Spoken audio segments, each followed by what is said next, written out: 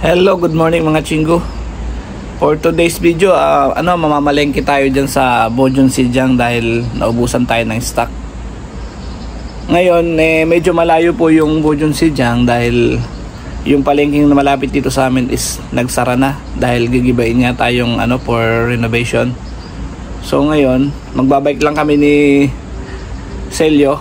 Ito bike ko. Tapos iiwan ko siya doon sa terminal. From there magbabas na lang ako. Medyo malayo kasi. Tapos may bit-bit pa kaya di pwedeng dalhin. O tara mga chinggo, samahan nyo ako. Iwan muna natin si Celio dyan. Terminal. Ibubong naman kaya safe po. Medyo ulanin kasi ang panahon, no?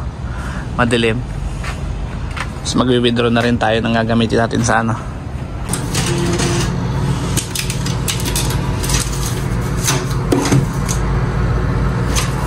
Ito lang ang allowance natin ngayong araw. Yan lang dapat natin ubusin. Solo natin ang bus. Nasaan tayo? Nasa terminal. Solo natin ang bus. Ang sakay, diretso na Tunosong yun. At least isang sakay lang. Tapos yung bike ko nga, iniwan ko dun sa terminal. So pagbalik ko, dito na lang din ako bababa. Tapos babaykin ko na lang hanggang sa dorm.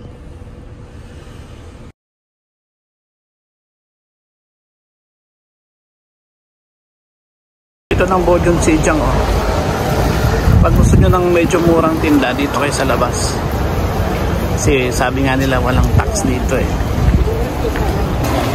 Bili tayo ng sibuyas.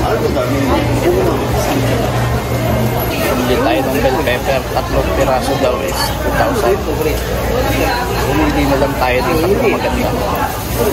Bumili tayo ng isang manok. Medyo malawak po yung Bojong Sidyang dito. Maliligaw kayo pag di nyo kabisado.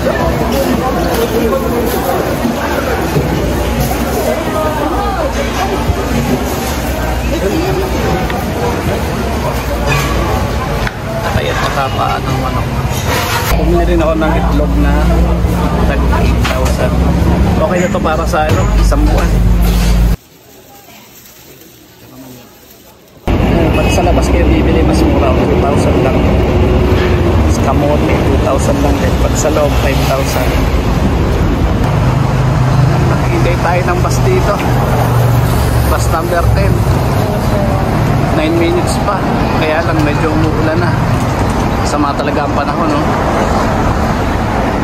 Dito po tayo sa bus waiting shed.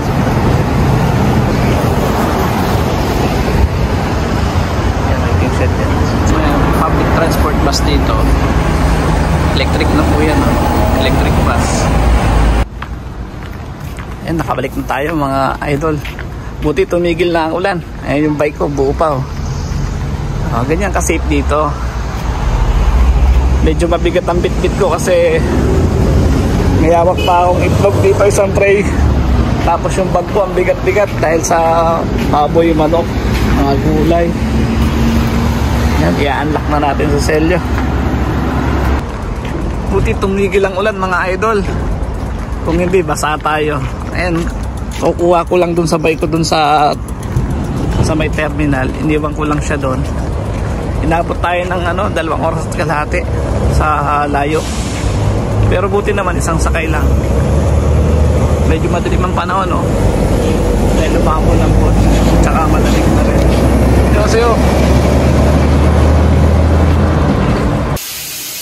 kaya pala ang bigat ng bag ko. Tingnan mo mga nabili ko,